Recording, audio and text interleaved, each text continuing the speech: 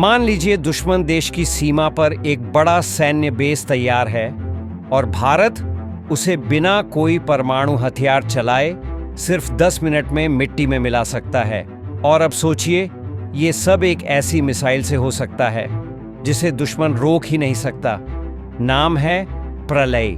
लेकिन ये मिसाइल इतनी खतरनाक क्यों है और इसका असली टारगेट कौन है? चलिए पता करते हैं। भारत ने हाल ही में ओडिशा के एपीजे अब्दुल कलाम द्वीप से प्रलय मिसाइल का 2 बार सफल परीक्षण किया है।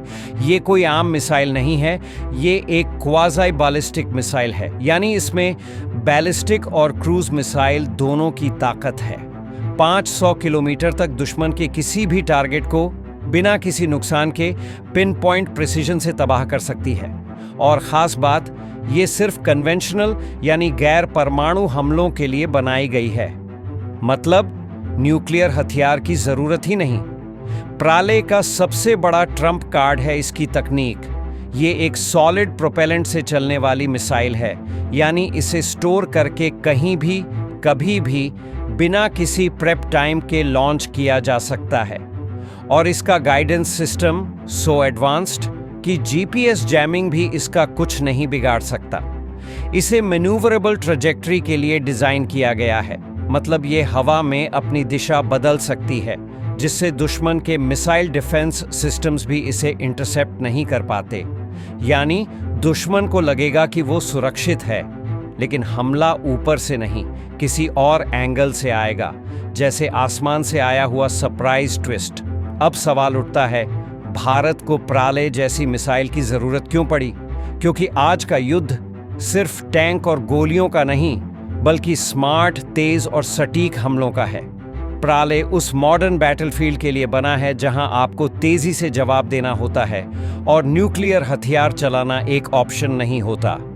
इमेजिन करिए, दुश्मन एलओसी पर बड़ी चौकी बना रहा है या किसी पोर्ट को हथियारों से भर रहा है। प्रलय उसे सिर्फ मिनटों में खत्म कर सकता है, बिना किसी कोलैटरल डैमेज के। प्रलय सिर्फ एक स्टैंडअलोन मिसाइल नहीं है, ये भारत की प्रपोज्ड इंटीग्रेटेड रॉकेट फोर्स का हिस्सा बनने जा रही है। ये वही प्लान है जिसमें भारत अपने सभी मिसाइल सिस्टम्स जैसे ब्राह्मोस, स्मर्च और अब प्रलय को एक यूनिफाइड कमांड के अंतर्गत लाना चाहता है। मतलब दुश्मन कुछ भी करे, जवाब कोऑर्डिनेटेड, तेज और डेवास्टेटिंग होगा। प्रलय इस चेन की वो कड़ी है जो कन्वेंशनल स्ट्राइक्स को नेक्स्ट लेवल पर ले जाती है। प्रलय मिसाइल की सबसे बड़ी खासियत है इसका सटीक निशाना लगाना। ये मिसाइल इतनी एडवांस्ड गाइडेंस और नेविगेशन सिस्टम से लैस है कि ये अपने टारगेट को सेंटीमीटर की दूरी तक हिट कर सकती है।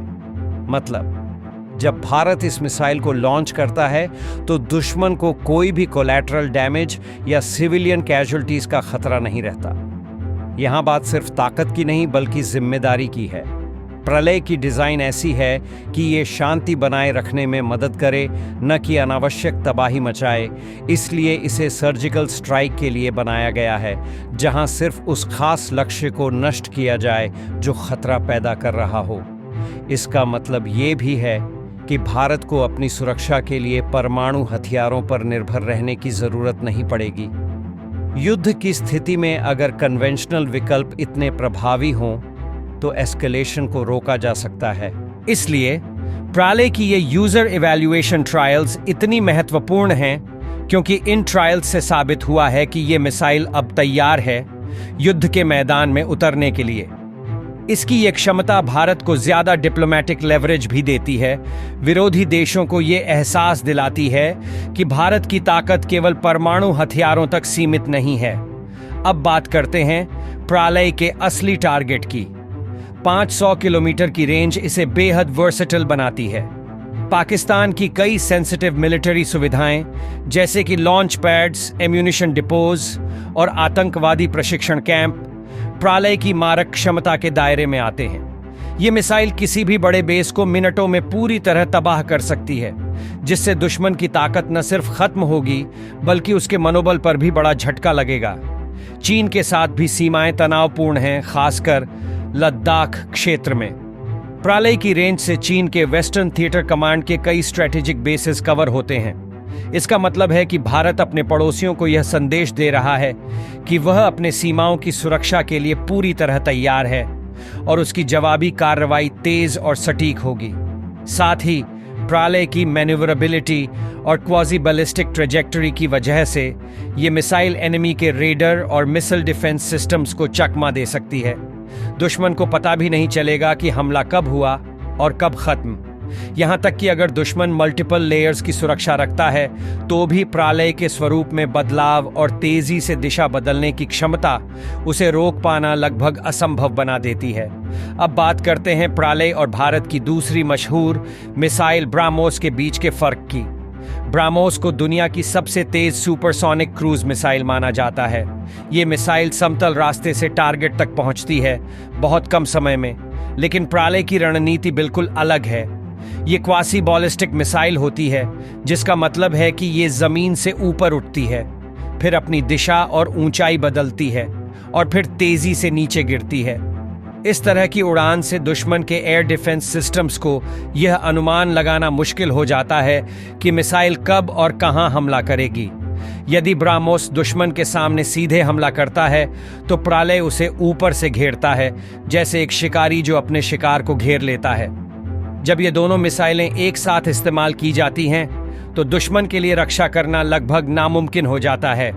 इसके अलावा प्रालय को स्वॉर्म यानी एक साथ कई मिसाइलों की लहर में लॉन्च किया जा सकता है, जो एयर डिफेंस को कंफ्यूज कर देता है और उसके रिस्पॉन्स टाइम को कम कर देता है। यानी प्रालय और ब्राह्मोस दोनों अलग अलग तरीके से दुश्मन को चौंकाने की ताकत रखते हैं और ये भारत की कन्वेंशनल स्ट्राइक कैपेबिलिटीज को अनमैच्ड बनाते हैं। प्रालय का ये सफल परीक्षण सिर्फ एक टेक डेमो नहीं है, ये एक साफ संदेश है। भारत अब सिर्फ डिफेंस में नहीं, ऑफेंस में भी मास्टरी हासिल कर रहा है। हम सिर्फ जवाब देने के लिए नहीं, पहले से तैयार रहने के लिए तैयार हैं। और सबसे खास बात, ये सब बिना किसी न्यूक्लियर थ्रेट के। एक ऐसा भारत जो शांति चाहता है लेकिन कमजोरी नहीं दिखाना चाहता। तो दोस्तों, अगर आपको लगा कि प्रालय सिर्फ एक और मिसाइल है, तो अब आप जानते हैं कि ये कितना बड़ा स्ट्रेटेजिक मूव है। अब सोचिए, जब प्रालय जैसा सिस्टम फुली ऑपरेशनल होगा तो भारत की डिटरेंस पावर कहां पहुंच जाएगी। अगर आप ऐसी और डिफेंस, टेक और मिलिट्री इंटेलिजेंस से जुड़ी सिनेमैटिक कहानियां देखना चाहते हैं तो वीडियो को लाइक जरूर करें। कमेंट में बताएं कि आप किस मिसाइल को अगली बार कवर करना चाहते हैं। और हाँ, इस चैनल को जरूर सब्सक्राइब करें, क्योंकि अगली कहानी में हम खोलने वाले हैं एक ऐसे हथियार की फाइल जो अभी तक क्लासिफाइड है। जल्द मिलते हैं। जय हिंद।